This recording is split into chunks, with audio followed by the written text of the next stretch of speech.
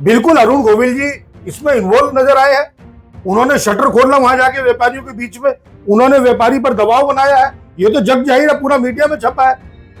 लक्ष्मीकांत वाजपेयी जी जो भाजपा के प्रदेश अध्यक्ष रहे हैं, वो इसमें इन्वॉल्व है, ये मीडिया में छपा है। और वादी जाकर के वरिष्ठ पुलिस अधीक्षक महोदय से ये कह रहा है कि जी धाराएं ज्यादा लगाती, मेरे साथ जुल्म कब हुआ। तो इसीलिए कहा जा रहा है कि मोदी है तो मुमकिन है। महानगर मेरठ से एक घटना को लेकर वीडियो वायरल हो जाती है और घटना में एक युवक नाक रगड़ रहा है धरती पर। कुछ आवाज आ रही है, कुछ युवा साथ में खड़े हुए हैं और आरोप है कि जो साथ में खड़े हैं वो उस युवा पे नाक रगड़वा रहे हैं। ये मामला किसी से छिपा नहीं है। वायरल पोस्ट बहुत ज्यादा वायरल हुई है और इस पे संवैधानिक कार्रवाई भी की जा रही है। साथ साथ एक कोई वीडियो आता है या इस तरह की पोस्ट आती है कि वादी बोलता है प्रतिवादी पे कुछ ज्यादा धाराएं लग गई है, हालांकि मेरे पे इतना जुर्म नहीं हुआ, इतनी ज्यादती नहीं हुई जितनी इस पे धाराएं लगा दी है प्रतिवादी पर। यहाँ पे कांग्रेस के एक नेता जिन्होंने एक चुटकी ली है, इस पर मजाक की है, लिखा है कि मोदी है तो मुमकिन है और जोड़ दिया है नाक रगड़ने वाली उस धारा से। कांग्रेस का वो नेता हमारे साथ में है, एडवोकेट चंद्रजीत सिंह निक्कू। आखिर इस वाक्य पर इन्होंने मजाक क्यों बना डाली, क्यों पोस्ट कर डाली कि मोदी है तो मुमकिन है जब नाक रगड़ी जाती है? बात करेंगे, चर्चा करेंगे और पूरी वजह जानने का प्रयास करेंगे। आपका बहुत स्वागत है जेडी न्यूज में। बहुत बहुत शुक्रिया आपका और आपके सभी दर्शकों का। चौकते तो नहीं आप? चौकते नहीं आप? जब भी मौका मिलता है तो सोशल मीडिया पे कुछ भी लिख डालते हैं, लेकिन इसके पीछे कारण क्या है कि मोदी है तो मुमकिन है जब नाक रगड़ने की घटना सामने आई है? देखिए, ये दुनिया के इतिहास में शायद पहली घटना ना हो कि वादी ये कहने पुलिस के बड़े अधिकारियों के पास गया, मेरठ में एसएसपी के पास गया कि जी मेरे साथ जो घटना हुई पुलिस ने उसे बढ़ा चढ़ा करके धाराएं लगा दी है, इन पर धाराएं कम की जाए।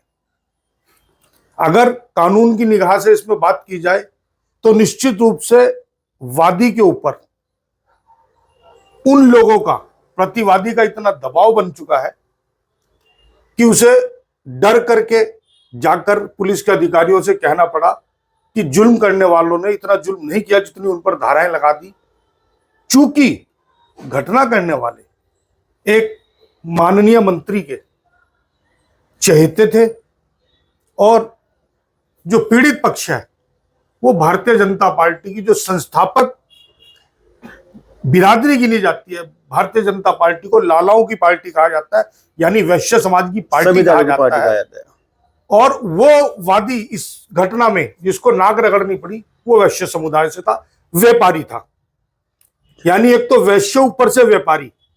प्रधानमंत्री मोदी जी और अमित शाह खुद को बनिया बताते हैं और कहते हैं हमारे खून में व्यापार है, तो ये तो प्रधानमंत्री मोदी जी का नाक रगड़ना हो गया, ये तो अमित शाह जी का नाक रगड़ना हो गया और अपराधियों के सामने नाक रगड़ना हो गया। पुलिस की मौजूदगी में नाक रगड़ी गई है, तो ये कहीं और कैसे संभव है सिवाय चाल चरित्र और चेहरा को कह करके वोट मांगने वाले, भय भ्रम और भ्रष्टाचार को पालने वाले लोग जो सरकार में है वही लोग ऐसा कर सकते हैं। सियासत रंग दिखा रहे हैं आप।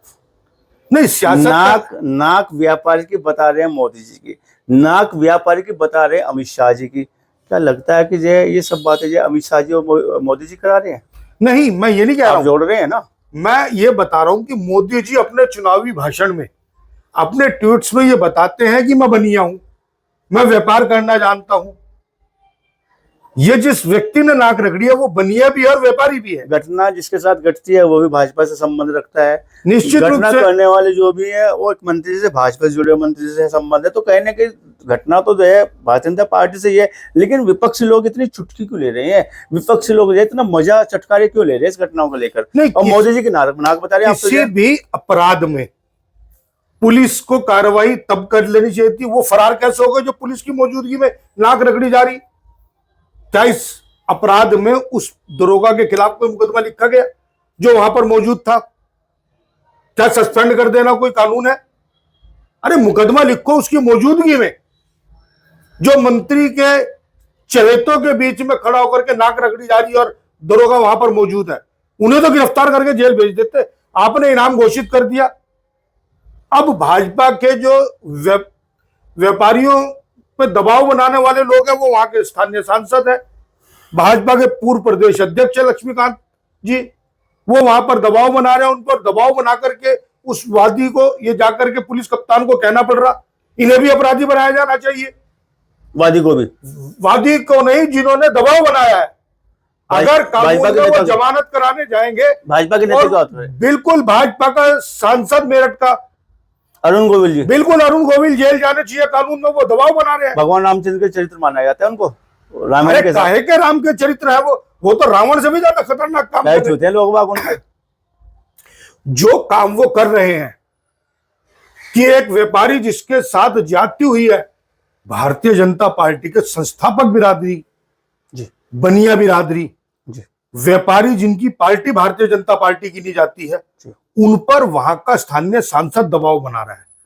और वादी पर दबाव बनाकर समझौता कराने का प्रयास करना भी अपराध की श्रेणी में आता है। वहां के पुलिस अधिकारियों को चाहिए, योगी आदित्यनाथ जी को चाहिए कि अगर बनिया बिरादरी को, व्यापारी बिरादरी को ये मैसेज देना है कि आप सुरक्षित हैं उत्तर प्रदेश में, उत्तर प्रदेश की कानून व्यवस्था दुरुस्त है, तो जो भी लोग पीड़ित की मदद करते हुए किसी भी वादी के ऊपर दबाव बनाए और समझौता कराए, उनके खिलाफ कानूनी कार्रवाई होनी चाहिए। ऐसी मेरी मांग है और ये कानून कहता है। तो अरुण गोविल को जो है जेल में डाल देना चाहिए, लक्ष्मीकांत वाजपेयी को जेल में डाल देना चाहिए। आप तो ऐसी बात कर रहे हैं। मैं कह रहा हूं जो भी इस दबाव बनाने में शामिल है, वो चाहे कोई भी हो, कितना ही बड़ा नेता हो। आप तो नाम लेके बोल रहे हैं। बिल्कुल अरुण गोविल जी इसमें इन्वॉल्व नजर आए हैं। उन्होंने शटर खोलना वहां जाके व्यापारियों के बीच में, उन्होंने व्यापारी पर दबाव बनाया है। ये तो जग जाहिर है, पूरा मीडिया में छपा है। लक्ष्मीकांत वाजपेयी जी जो भाजपा के प्रदेश अध्यक्ष रहे हैं, वो इसमें इन्वॉल्व है, ये मीडिया में छपा है। मैं कोई उनसे व्यक्तिगत दुश्मनी नहीं रखता, लेकिन मैं अपने उत्तर प्रदेश की कानून व्यवस्था की बात कर रहा हूं। ये कानून व्यवस्था का मैसेज जाना चाहिए उत्तर प्रदेश में, व्यापारियों के बीच में ये मैसेज जाना चाहिए कि आप सुरक्षित हैं, आपके प्रदेश की कानून व्यवस्था दुरुस्त है और आपका नेतृत्व जो लोग कर रहे हैं, जो हमारे प्रदेश के मुख्यमंत्री है, उनके राज में हम अपने आप को सुरक्षित तभी महसूस करेंगे जब वादी पर दबाव ना हो। अगर वो खुद स्वयं समझौता कर रहा होता, जिन्होंने घटना करी वो सार्वजनिक माफी मांग रहे होते और समझौता हुआ होता, तब ये अलग प्रकरण था। यहां पर अभी तक वो लोग फरार हैं, उन पर इनाम घोषित है और वादी जाकर के वरिष्ठ पुलिस अधीक्षक महोदय से ये कह रहा है कि जी धाराएं ज्यादा लगा दी, मेरे साथ जुल्म कब हुआ। तो इसीलिए कहा जा रहा है कि मोदी है तो मुमकिन है।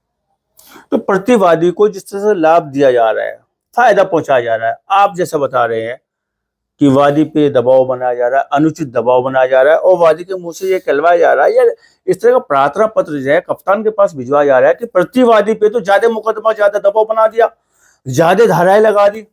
तो लाभ देने का पीछे कारण क्या हो सकता है? एक जो जुल्म करता है और प्रतिवादी है, उसको लाभ जो दे दे भाजपा के ये मंत्री, भाजपा के सांसद, भाजपा के प्रदेश अध्यक्ष, आखिर इसके पीछे की कहानी, इसके पीछे का जो पर्दा है उसको पर्दा हटा के बात कीजिएगा आप। देखिए, भारतीय जनता पार्टी के नेताओं को लगता है कि वैश्य समुदाय तो हमारा गुलाम है, बिरादरी की लड़ाई है क्या ये?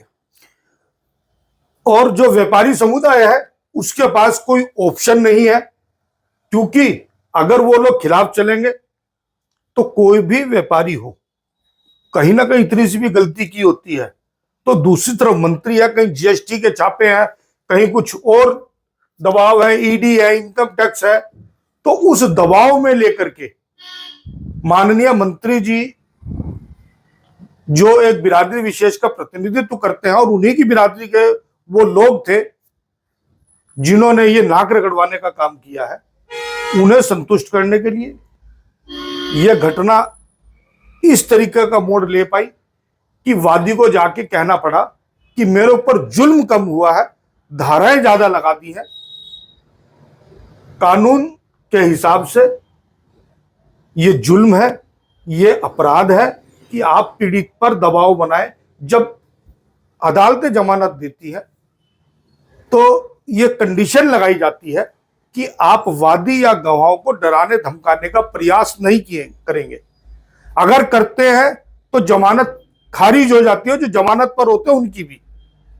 लेकिन यहां तो जमानत से पहले, गिरफ्तारी से पहले वादी पर इतना दबाव बना दिया गया कि उसे जाकर के कहना पड़ रहा है। तो इस पर एक नया मुकदमा बिल्कुल लिखा जाना चाहिए। और जो लोग ये दबाव बना रहे हैं, वो चाहे सांसद हो, मंत्री हो, उन पर यह मुकदमा लिखा जाना चाहिए कानून की दृष्टि से। तभी मेरे प्रदेश की कानून व्यवस्था की एक मैसेज पूरी दुनिया में, पूरे भारत में जाएगी। तो क्या लगता है कि जय भाजपा के मंत्री, भाजपा के सांसद, भाजपा के एक वरिष्ठ नेता जो प्रदेश अध्यक्ष रहे हैं, क्या वो दबाव की राजनीति करते हैं? क्या वो दबाव बनाते हैं ऐसे मामले पे? क्या वो दबाव में कहलवा रहे हैं कि मेरे पे जुल्म कम हुआ है, धाराएं ज्यादा लगा दी है? स्वाभाविक सी बात है कि अगर पीड़ित से माफी नहीं मांगी गई सार्वजनिक, या तो सार्वजनिक माफी जो मुलजिम पक्ष था इसमें, उन लोगों ने मांगी होती, माननीय मंत्री जी ने इस बात की माफी मांगी होती कि मुझसे जुड़े हुए लोग, मेरी ही पार्टी के व्यापारी वर्ग को, वैश्य समुदाय के लोगों को धमका रहे हैं, नाक रगड़वाई, और मैं नैतिक जिम्मेदारी लेता हूं और मैं अपने पद से इस्तीफा देता हूं, विधानसभा से इस्तीफा देता हूं कि मेरे फॉलोअर्स मेरे इन्फ्लुएंस का गलत इस्तेमाल कर रहे हैं।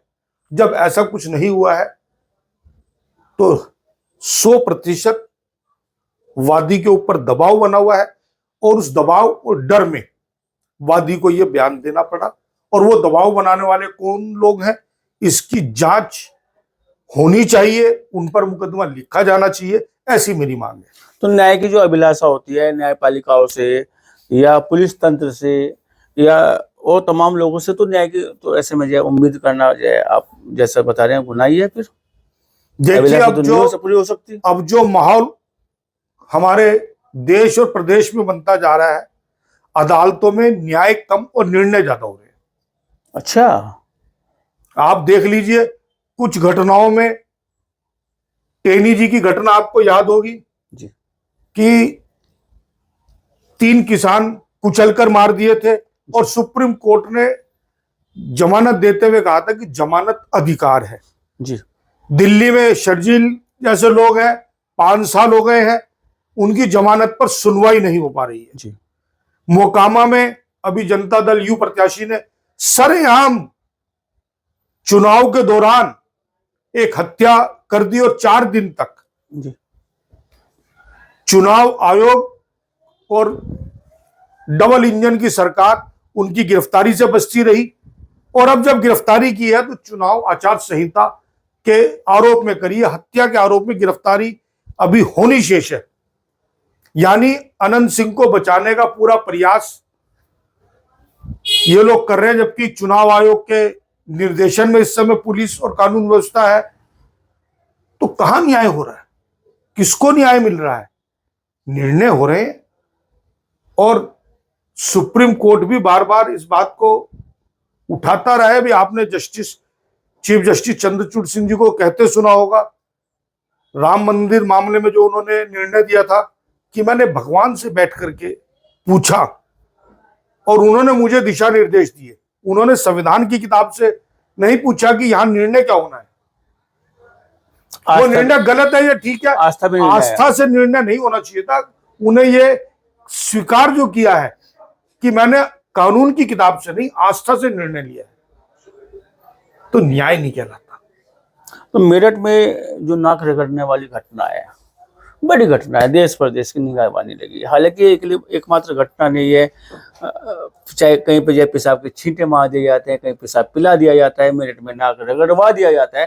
तो ऐसे में पीड़ित पक्ष को जो न्याय कैसे मिलेगा, बड़ा सवाल ये है। प्रसन्न वाचन खड़ा हो जाता है जब सरकार जब प्रतिवादी के साथ खड़ी हो जाती है। तो देखिए, आपको अगर याद हो तो देश में आतंकवादियों के लिए सुप्रीम कोर्ट ने रात को 2 बजे दरवाजे खोले। बिल्कुल, वो न्याय व्यवस्था का एक उदाहरण था कि जो देश का गद्दार है, अदालत ने उसे भी अपनी बात कहने का मौका दिया। अब स्थिति यह है कि आपकी कोई बात सुनने वाला नहीं है, शासन में, प्रशासन में, अदालतों में आपकी बात देर से सुनी जा रही है और कानून का ये मानना है कि देर से मिला हुआ न्याय न्याय नहीं होता।